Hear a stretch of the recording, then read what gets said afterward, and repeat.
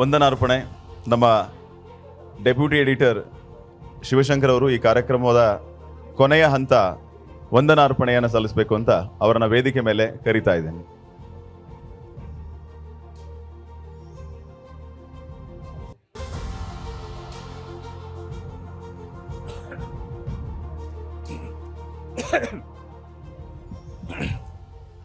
ಸ್ನೇಹಿತರೆ, ಸಾಮಾನ್ಯರು ಅನ್ನಿಸ್ಕೊಂಡಂತಹ ಅಸಾಮಾನ್ಯರ ಅಸಾಧಾರಣವಾದಂತಹ ಸಾಧನೆಯನ್ನು ಸಂಭ್ರಮಿಸಿದ ಮೇಲೆ ಮುಕ್ತಾಯದ ಮಾತುಗಳನ್ನಾಡುವಂತಹ ಸಂದರ್ಭ. ಮಾತು ಹೆಚ್ಚಿಲ್ಲ, ಮಾತಿಗೆ ಅವಕಾಶ ಇಲ್ಲ. ಯಾಕೆಂದರೆ ಒಂದು ರೀತಿ ಮೂಕ ವಿಸ್ಮಿತ ಆಗುವಂಥ ಒಂದು ಸನ್ನಿವೇಶ.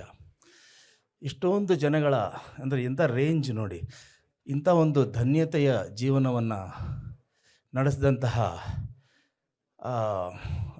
ಮಹನೀಯರ ಜೀವನದ ಸಾಧನೆಗಳನ್ನು ನೋಡಿದ ಮೇಲೆ ಒಂದು ರೀತಿಯಲ್ಲಿ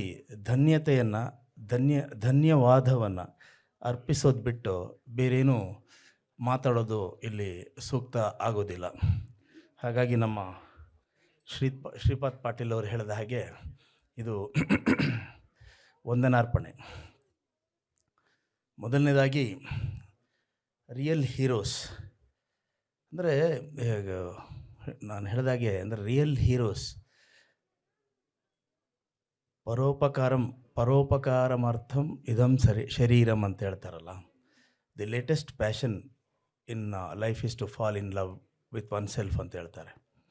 ಒಬ್ಬ ಮನುಷ್ಯ ಯಾರನ್ನು ಅತಿ ಹೆಚ್ಚು ಪ್ರೀತಿಸ್ತಾನೆ, ಯಾರನ್ನು ಅತಿ ಹೆಚ್ಚು ಇಷ್ಟಪಡ್ತಾನೆ ಅಂದರೆ ಮೊದಲನೇದಾಗಿ ತನ್ನನ್ನೇ. ಅದು ಸಹಜ ಕೂಡ, ಅದು ನೇಚರ್ ಮತ್ತು ನ್ಯಾಚುರಲ್. ತನ್ನ ಹಿತಕ್ಕಾಗಿ, ತನ್ನ ಸುಖಕ್ಕಾಗಿ, ತನ್ನ ಸಂತೋಷಕ್ಕಾಗಿ ತುಡಿಯೋಕೆ ಮನುಷ್ಯನಿಗೆ ಅಧಿಕಾರ ಇದೆ, ಹಕ್ಕಿದೆ. ಹಾಗೆ ಮಾಡೋನು ಸಾಮಾನ್ಯ ಮನುಷ್ಯ. ಆದರೆ ಪರೋಪಕಾರಂ ಅರ್ಥ ಮಿದಂ ಶರೀರಂ ಅಂದರೆ ಇತರರಿಗಾಗಿ ನಗುವುದು ಸಹಜ ಧರ್ಮ, ನಗಿಸುವುದು ಪರಧರ್ಮ. ನಗಿಸುತ್ತಾ ನಗುವ ಕೇಳಿ ನಗುವ ವರವಮಿಗೆ ಬೇಡಿಕೊಳ್ಳೋ ಮಂಕುತಿಮ್ಮ ಅಂತ ಹೇಳಿದ ಹಾಗೆ ಇನ್ನೊಬ್ಬರ ಸಂತೋಷಕ್ಕೋಸ್ಕರ, ಇನ್ನೊಬ್ಬರ ಸುಖಕ್ಕೋಸ್ಕರ, ಇನ್ನೊಬ್ಬರ ನಗುವಿಗೋಸ್ಕರ ಜೀವನ ಮಾಡುವಂತಹ ಸಾರ್ಥಕವಾದಂತಹ ಜೀವಿಗಳು, ಅವರನ್ನು ನಾವು ಇವತ್ತು ಸಂಭ್ರಮಿಸಿದ್ದು. ನನ್ನ ಒಂದು ಜರ್ನಲಿಸಮ್ನ ಮೀಡಿಯಾದ ಒಂದು ಜೀವನದಲ್ಲಿ ಅತ್ಯಂತ ಸಾರ್ಥಕವಾದಂತಹ ಒಂದು ದಿನ ಅಂತಂದರೆ ಇದು ಅಂತ ನಾನು ಹೇಳೋದಕ್ಕೆ ಯಾವುದೇ ರೀತಿಯಾದಂತಹ ಒಂದು ನನಗೆ ಹಿಂಜರಿಕೆ ಇಲ್ಲ. ಎಂತೆಂಥ ಆ ರೇಂಜ್ ನೋಡಿ. ಬೀದಿನಲ್ಲಿ ಹೋಗಿ ಯಾವ ಸಮಾಜ ತನ್ನನ್ನು ಅಪಮಾನಿಸಿ ಅವಹೇಳನ ಮಾಡಿದಂತಹ ಸಮಾಜಕ್ಕೆ, ಆ ಸಮಾಜದಲ್ಲಿ ಬೀದಿನಲ್ಲಿ ಹಣವನ್ನು ತಗೊಂಡು ಬಂದು ಅಂದರೆ ಭಿಕ್ಷೆ ಅಂತ ನಾವು ಹೇಳಬಹುದು. ಅದನ್ನು ಭಿಕ್ಷೆ ಬೇಡದಂಥ ಹಣದಲ್ಲಿ ಸ್ಕೂಲ್ ಮಕ್ಕಳಿಗೆ ಪುಸ್ತಕ ಕೊಡುವಂಥ ಒಂದು ಜೀವ. ಆಮೇಲೆ ಅಂದರೆ ಏನೂ ಇಲ್ಲದೆ ಆ ಅಂಗನವಾಡಿ ಇದರಲ್ಲಿ ತಾನು ಸಂಪಾದನೆ ಮಾಡಿದಂತಹ ಹಣದಲ್ಲಿ ಮಕ್ಕಳಿಗೆ ಊಟವನ್ನು ಬೇಯಿಸಿಕೊಡುವಂತಹ ಒಬ್ಬ ವ್ಯಕ್ತಿ. ಆಮೇಲೆ ಸಮುದ್ರದ ಆಳಕ್ಕೆ ಇಳಿದು ಹೆಣಗಳನ್ನು ಎತ್ಕೊಂಡು ಬರುವಂಥ ಒಬ್ಬ ಮಹಾ ವ್ಯಕ್ತಿ. ಆಮೇಲೆ ಪ್ರಪಾತ ಅನ್ನೋದನ್ನು ನೋಡದೆ ಹೆಣಗಳನ್ನು ತೊಗೊಂಡು ಬಂದು ಜೀವಂತವಾಗಿ ಸಿಕ್ಕಾಕೊಂಡಿರುವಂತಹ ಜನಗಳನ್ನು ಉಳಿಸುವಂತಹ ಆರಿಫ್ ಬೆಣ್ಕಲ್ ಅನ್ನುವಂತಹ ಮಹನೀಯ. Pediatric cardiologist Vijayalakshmi Balekundri. ಚಿಕ್ಕ ಮಕ್ಕಳ ಹೃದಯ, ಅದನ್ನು ಒಂದು ಹೃದಯ ತುಂಬಿ ಅಂದರೆ ಏನಂದರೆ ಹೃದಯಪೂರ್ವಕ ಅಂತ ಹೇಳ್ತಾರಲ್ಲ, ಆ ಥರ ಚಿಕಿತ್ಸೆ ಮಾಡೋದು ವಿಜಯಲಕ್ಷ್ಮಿ ಬಾಳೆಕುಂದ್ರಿ.